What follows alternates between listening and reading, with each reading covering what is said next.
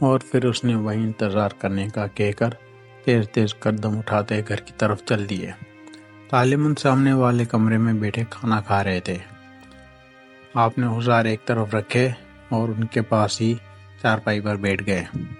آج دیر سے چھٹی کی تھی؟ نہیں، دیر سے تو چھٹی نہیں کی تھی، راستے میں دیر لگ گئی ہے، علم دین نے طالبان کے دریافت کرنے کا جواب دیا۔ کوئی مل گیا تھا؟ نہیں، وہ دلی دروازے میں آج بڑے لوگ اکٹھے ہوئے تھے، بس وہاں دیر ہو گئی۔ کسی نے ہمارے نبی کے خلاف کتاب چھاپی ہے، اس کے خلاف وہ لوگ اکٹھے ہوئے تھے۔ کس نے چھاپی ہے وہ کتاب؟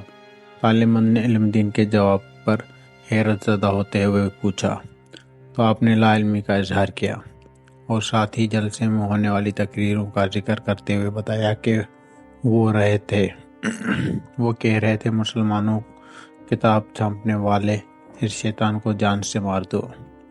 وہ ٹھیک کہہ رہے تھے بیٹا، ہمارے نبی کی شان میں کچھ لکھنے والے کو زندہ رہنے کا کوئی حق نہیں پہنچتا۔ اس سے پہلے کہ علم دین انہیں کوئی جواب دیتے، دوسرے کمرے سے ان کی والدہ نے انہیں کھانا کھا لینے کے لیے پکارا تو انہوں نے وہیں سے جواب دیا، مجھے ابھی بھوک نہیں ہے ماں، میرا دوست سیدھا باہر کھڑا ہے، میں ابھی آتا ہوں۔ اتنا کہتے ہوئے علم دین اٹھے اور کمرے سے باہر نکل گئے۔ طالبان نے انہیں جاتے ہوئے ایک نظر دیکھا اور پھر سے کھانا کھانے لگے۔ اس دوران وہ کوہاٹ واپس جانے کا پروگرام ترتیب دیتے رہے۔ انہیں معلوم تھا کہ علم دین اب دیر سے ہی واپس آئیں گے، کیونکہ شیدے کے ساتھ ان کی دوستی بچپن سے ہی تھی۔ ادھر شیدہ ایک مکان کے باہر بیٹھا علم دین کا انتظار کر رہا تھا۔ علم دین کو دور سے ہی آتے دیکھ کر وہ اسی طرف چل دیا اور پھر دونوں سریاں والا بازار سے سرجن سنگھ چوک کی طرف نکل گئے۔ اور پھر یوں ہی باتوں باتوں میں علم دین نے شیدے کو دلی دروازے میں منعقد جلسے کے بابت بتاتے ہوئے پوچھا کہ تمہیں معلوم ہے یہ کتاب کس نے چھاپی ہے؟ تو اس نے بھی لا علمی کا اظہار کیا۔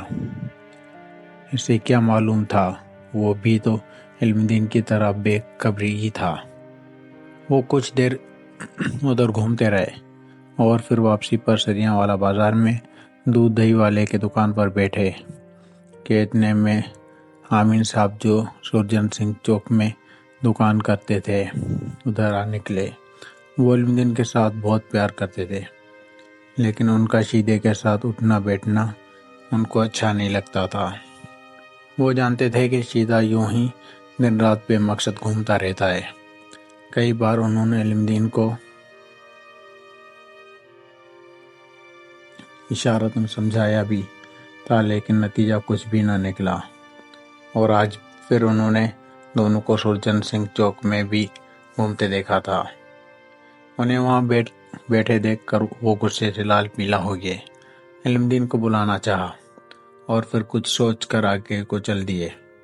انہوں نے فیصلہ کر لیا تھا کہ صبح ہوتے ہی وہ طالبان سے بات کریں گے۔ رات گئے جب علم دین گھر پہنچے تو طالبان ابھی تک جاگ رہے تھے۔ آج نہ جانے کیوں نیند ان سے کوسوں دور تھی۔ علم دین نے بھی انہیں چور نظروں سے جاگتے دیکھ لیا تھا اور پھر وہ اپنے کمرے کی طرف چل گئے۔ طالبان نے بھی ان سے کچھ پوچھنے کی ضرورت محسوس نہ کی، اور پھر انہیں نہیں معلوم کہ کس وقت نیند کی دیوی نے انہیں اپنی آغوش میں لے لیا۔ صبح وہ دیر سے اٹھے۔ رات دیر تک جاگنے سے ان کی آنکھیں سرخ ہو رہی تھیں۔ جس وقت وہ اٹھتے تھے اس وقت تک علم دین کہیں باہر جا چکے تھے۔ کمرے کے کونے میں پڑے اوزار اس بات کی گواہی دے رہے تھے کہ علم دین آج کام پر نہیں گئے۔ ان دنوں وہ خود بھی کام پر نہیں جا رہے تھے۔ ابھی چارپائی پر بیٹھے وہ علم دین کے بارے میں سوچ ہی رہے تھے کہ اتنے میں کسی نے دروازے پر دستک دی تو دروازے کی طرف لپکے۔ دروازہ کھلا تو آمین صاحب کو اپنے دروازے پر دیکھ کر حیران ہوئے۔ السلام علیکم۔ سناؤ طالبان، کیسے ہو؟ میں تو سمجھا تھا تم واپس کوہاٹ چلے گئے ہو۔ طالبان نے ان کے سلام کا جواب دیتے ہوئے کہا، چند روز تک جاؤں گا، لیکن تم آج راستہ کیسے بھول گئے؟ آؤ اندر آ جاؤ، انہوں نے ہنستے ہوئے کہا۔ تو آمین نے جواب دیا، راستہ نہیں بھولا، تمہارا علم دین راستہ بھول گیا ہے۔ اتنا کہتے ہوئے وہ اندر چلے گئے۔ ان کا جواب طالب علم کی سمجھ میں نہ آیا تو انہوں نے حیرت سے پوچھا، علم دین راستہ بھول گیا ہے؟ یہ تم کیا کہہ رہے ہو آمین؟ وہ تو ابھی بھی گھر سے گیا ہے۔ کمال ہے طالب علم، معلوم نہیں تم نے اتنی عمر کہاں گزاری؟ رات کو کہاں تھے؟ رات کو گھر پر ہی تھا، طالب علم نے جواب دیا۔ تو آمین نے پوچھ ہی لیا، تمہارا علم دین رات کس وقت گھر آیا تھا؟ رات دیر سے آیا تھا، لیکن تم کیوں پوچھ رہے ہو؟ یوں پہلیاں کیوں بجھا رہے ہو؟ سیدھی بات کرو، کیا کیا ہے میرے علم دین نے؟ طالب علم جواب دیتے ہوئے پوچھا۔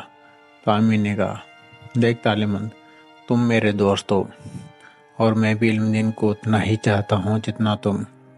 میں تو تمہیں یہ کہنے آیا ہوں کہ اس کا ذرا خیال رکھا کرو۔ مجھے اس کا رات دیر تک گئے بازار گھومنا اور بیٹھنا کچھ اچھا نہیں لگتا۔ کون ہے وہ؟ کن کے ساتھ گھومتا ہے؟ طالب علم نے پوچھا۔ تو آمین نے کہا، علم دین آئے تو اس سے پوچھ لینا، اب بھی وقت ہے، اسے سنبھال لو، نہیں تو پچھتاؤ گے۔ اب میں چلتا ہوں، دیر ہو رہی ہے۔ اتنا کہتے ہوئے اٹھے اور چل دیے۔ ادھر علم دین طلوع آفتاب سے پہلے ہی اپنے دوست شیدے کے گھر پہنچ چکے تھے۔ شیدے کو ساتھ لے کر وہ لوہار کی طرف چلے گئے۔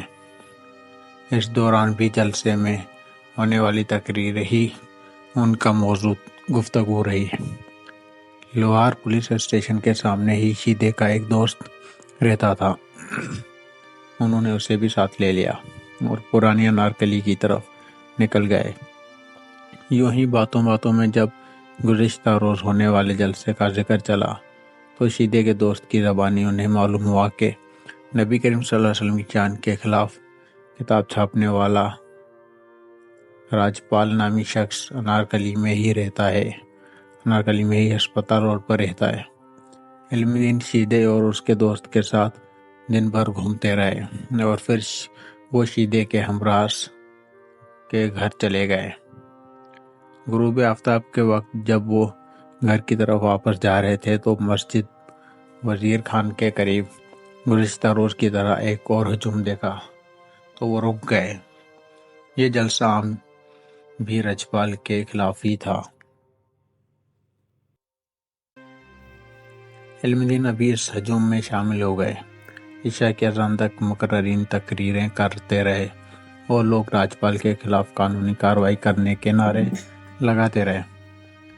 اس جلسے عام میں بھی بعض مقررین نے نبی کریم صلی اللہ علیہ وسلم کے خلاف کتاب چھاپنے والے راجپال کو واجب القتل قرار دیتے ہوئے پنجاب گورنمنٹ سے بھی اپیل کی کہ ملزم کے خلاف سخت سے سخت کارروائی کی جائے، جس نے کروڑوں مسلمانوں کے مذہبی جذبات کو مجروح کیا ہے۔ جلسے کی کارروائی ختم ہوئی تو لوگ اپنے اپنے گھروں کی طرف چل دیے۔ علم دین بھی اپنے گھر کی طرف چل دیے۔ ادھر طالب علم دن بھر ان کا انتظار کرتے رہے۔